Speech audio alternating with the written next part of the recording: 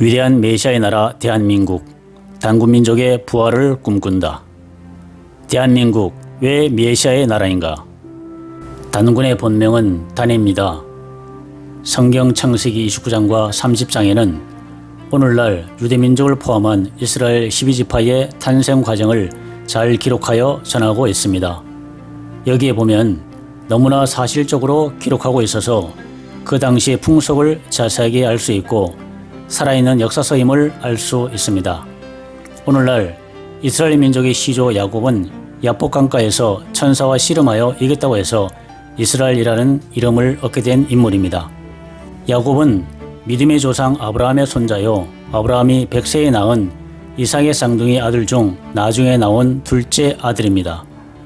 야곱은 어머니 리브가의 태몽으로 인해 어머니의 사랑을 받고 성장했으며 아버지 이삭이 말년에 장자 에서에게 하나님의 신을 축복하려 할 때 어머니가 남편 이삭을 속이고 야곱이 먼저 하나님의 신을 축복받게 합니다.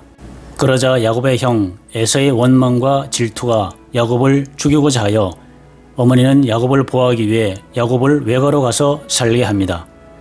야곱은 외삼촌 집에서 양을 치며 사는 동안 2명의 여자 외사촌 중에 동생 라헬을 사랑하게 됩니다. 그래서 외삼촌 앞에 라헬과 결혼할 것을 약속하고 7년간 양을 돌보며 모순살이를 하게 됩니다. 7년 후 야곱이 결혼하던 날 외삼촌은 큰딸 레아가 시집을 가지 못하고 있었기 때문에 결혼 당일 신부를 받고 결혼시킴으로써 이튿날 조카 야곱의 항의를 받게 됩니다. 이에 외삼촌 라반은 그 나라 풍속에 언니를 두고 동생을 먼저 결혼시킬 수 없어서 언니 레아를 먼저 결혼시키고자 혼사를 치렀으니 언니와 그대로 살고 동생 라헬과는 7일 후에 합방하여 같이 살되 다시 7년간 머슴살이를 할 것을 약속하게 됩니다. 그래서 야곱은 본의 아니게 2 여동생을 부인으로 두게 되고 그녀들에게서는 각각 몸쪽 1명씩 따르게 됩니다. 여기서 보면 결혼식은 언니 레아가 먼저 했으나 실제 야코는 동생 라헬과 먼저 하였기 때문에 결혼 후 생활을 보면 동생 라헬이 본 부인으로 행세하고 언니 레아는 첩의 생활을 하게 됩니다. 그런데 언니 레아는 큰 아들 루벤으로부터 시몬, 레위, 유다에 이르기까지 4명의 아들을 연속으로 낳았으나 본처 라헬은 그때까지 아들을 낳지 못하자 자신은 자식을 낳지 못하는 줄로 알고 언니를 질투하며 남편 야곱을 졸라서 몸종 비라를 통하여 아들을 낳으면 자기의 자식으로 양육하기로 약속하게 됩니다. 그 후 라헬의 몸종 비라의 몸에서 5째 아들을 낳게 되자 라헬은 기뻐하며 아들의 이름을 단이라 하고 자기의 아들로 양육하게 됩니다. 여기서 아들 단의 의미는 억울함에 풀다, 재판관이란 뜻을 내포하고 있습니다. 이처럼 단은 대리모유의 시바지로 태어났지만 공식적으로 야곱 하나님의 본처 라헬의 장자로 입양하여 성장하게 됩니다. 말하자면 야곱 하나님의 서자로 태어났지만 본처 라헬의 직계 장자로서 하나님의 서자 환웅이 태어난 것입니다. 그 후에도 본처 라헬과 첩 레와와 각각의 몸종을 통하여 4명이 경쟁적으로 자식을 낳으니 모두 12명의 아들과 1명의 딸을 낳게 되고 이들이 훗날 이스라엘 12지파의 시조가 됩니다. 사실 야곱 하나님의 장자이자 서자인 단이 우리 역사에서 신화로 기록된 하나님의 서자 환웅의 본명이며 고조선을 건국한 시조 단군 왕금과는 다른 인물이 되는 것입니다. 여기서 유의할 것은 단군의 명칭은 고조선의 역대 임금의 이름 앞에 붙여진 연호로서 왕들의 이름이 아니고 시조 단의 이름을 높이 기리고자 하여 붙여진 왕의 연호입니다. 이러한 사실을 성경 사사기에서 보면 고대 이스라엘 12지파 민족이 가나안을 점령하는 가운데 단지파 민족은 그들이 점령하여 정착하여 살던 소라와 레센 땅의 지명을 바꾸어 조상 단의 이름을 따서 단이라고 불렀다는 내용이 있습니다. 이처럼 그들이 동방 땅끝 땅 모퉁이에 와서 고조선을 세우고 왕국을 이뤘을 때 그 조상의 이름을 기리고자 시조 단의 이름에다 임금 군자를 더하여 단군의 나라 조선이라고 했다고 할 수 있습니다. 곧 왕금이 고조선의 초대 임금 단군 왕금이 된 것입니다. 아마도 단군 왕검의 이러한 사실을 고조선 시대까지도 전해 내려왔을지도 모릅니다. 그래서 조상의 태생적 흠결을 숨기기 위해서 우리나라 삼국사를 비롯한 고대사에는 환인의 서자 환웅이 무리 3천을 거느리고 삼위태백의 신단수 아래 내려와서 하늘에 제사를 지내고 신실을 열었다고 전하고 있습니다.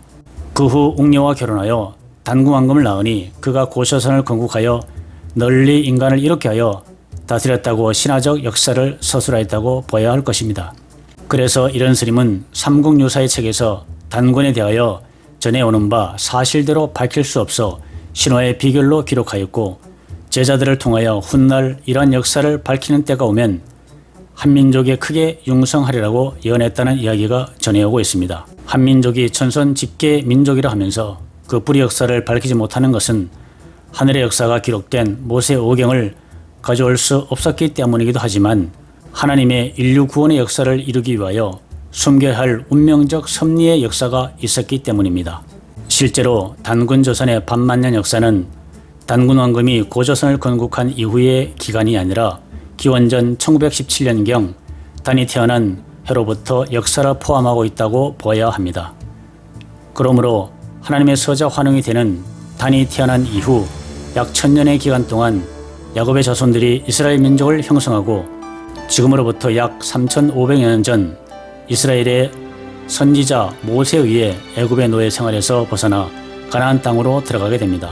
가나안 정복의 전쟁을 하는 동안 단지파 출신 장수 삼손이 죽게 됨으로써 단지파 민족만이 그들이 살던 지금의 소라 땅을 떠나 알타이 산맥을 넘어 한반도에 이르기까지 대장정의 역사가 겹쳐진 기간이 반만년 단군 민족사로 보아야 정확하다 할 수 있습니다.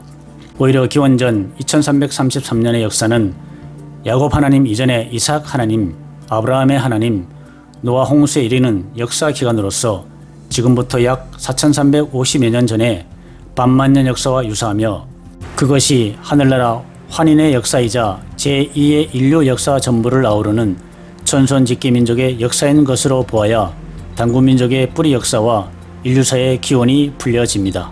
단이 태어난 시기를 보면 성경 창세기에 정확한 기록은 없지만 야곱의 넷째 아들 유다가 태어난 이듬해인 기원전 약 1917년경으로 추정되며 지금으로부터 약 3939년이 됩니다. 유대민족의 시조 유다와는 배다른 형제이니 유대민족과 단군민족은 같은 아버지의 친형제 민족이 되는 것입니다. 그래서 오늘날 한민족을 제2의 유대민족이라고 불리기도 합니다.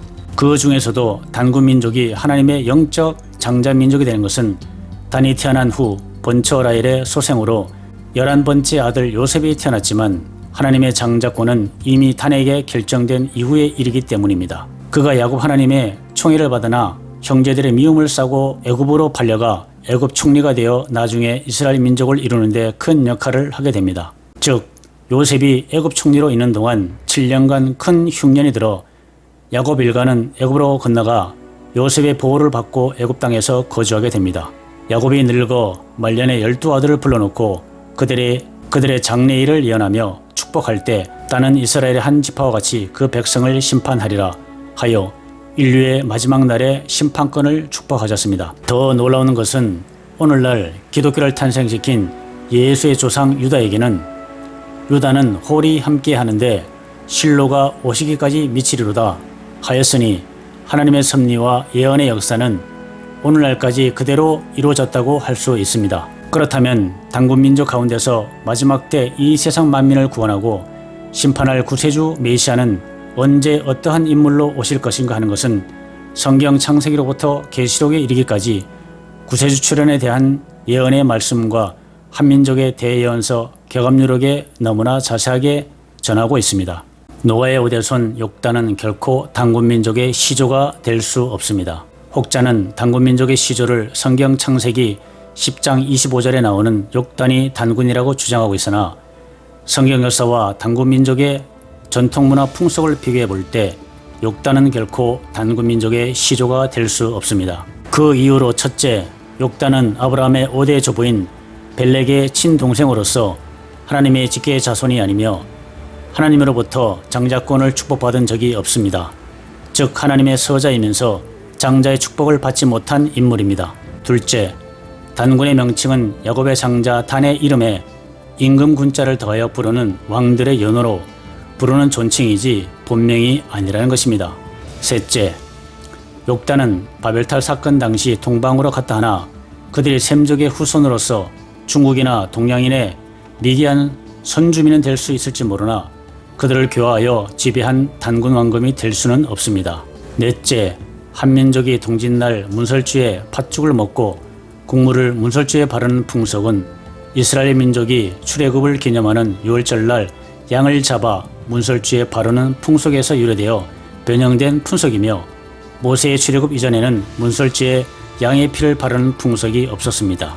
다섯째, 만이산 첨성단이나 높은 산에 올라 제사 지내는 풍속은 하나님이 아브라함의 믿음을 시험하기 위하여 아들 이삭을 바쳐 제사하라는 데서부터 비롯된 것이지 우상을 숭배하는 바벨탑 사건에서 비롯된 것이 아닙니다.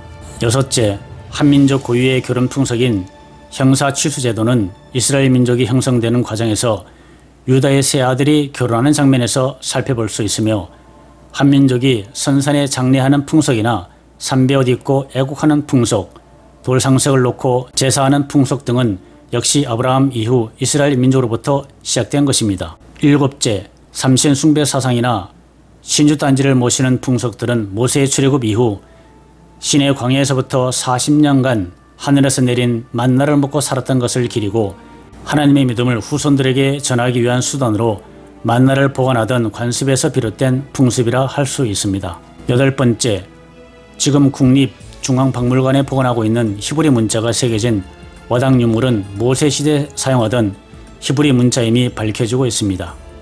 우리 고유의 언어, 문자로 보아서도 고대 수메르와 히브리어, 이스라엘 말에서 비롯되었음을 기독교 신학자들이 밝히고 있습니다. 아홉 번째, 한민족의 골상이 이스라엘 민족의 골상과 같다는 것이 고고학적으로 밝혀지고 있으며 두 민족의 우수한 지능 역시 세계에서 가장 우수한 민족으로 알려지고 있습니다.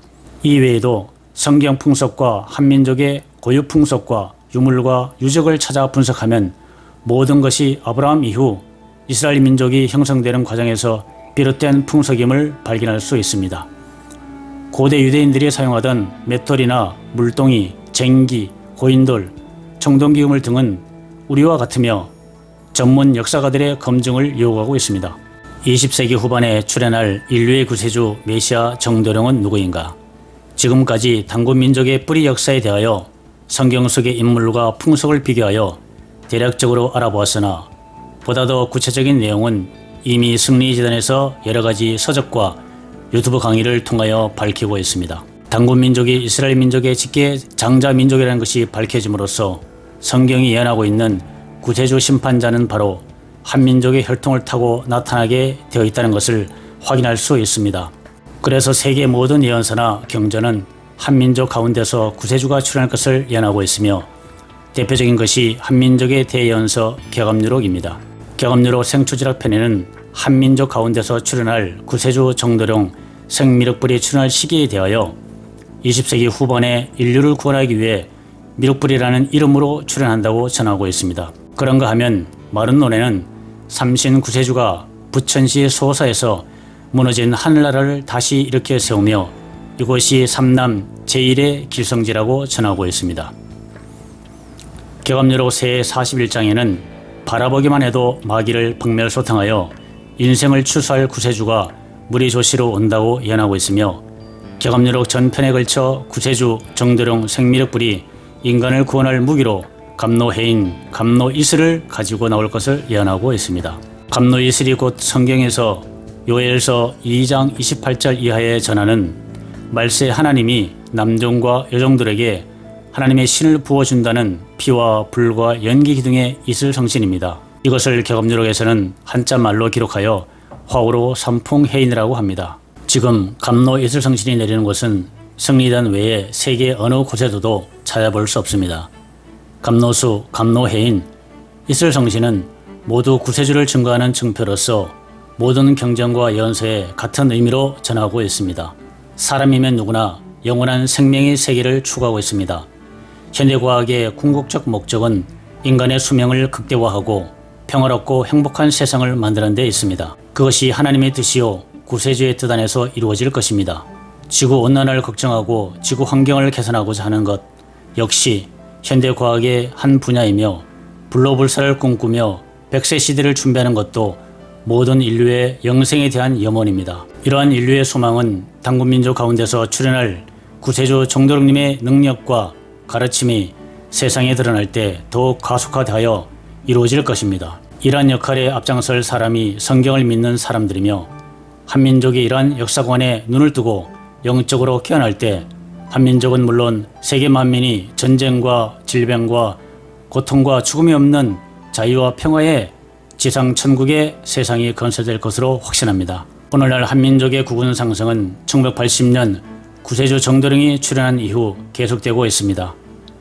오늘날 한민족의 위상이 드러나면서 세계 곳곳에 잠적해 있던 고조선 민족의 흩어진 부적이 드러나고 있으며 급기야 고조선 연합이라는 말까지 등장하고 있습니다. 인도의 시성 타고르의 시 동방의 등불에서처럼 인류의 마음의 고향 코리아 대한민국이 먼저 깨어나 인류 구원의 등불을 높이 들고 세계 평화의 선구자가 되기를 간절히 바라는 마음입니다. 이렇게 그 옛날 하나님의 예언이 실현되고 고조선 부활의 꿈은 이루어져 가고 있습니다. 인류 구원의 새로운 역사는 이미 성리재단에서 선도해 나가고 있습니다. 감사합니다.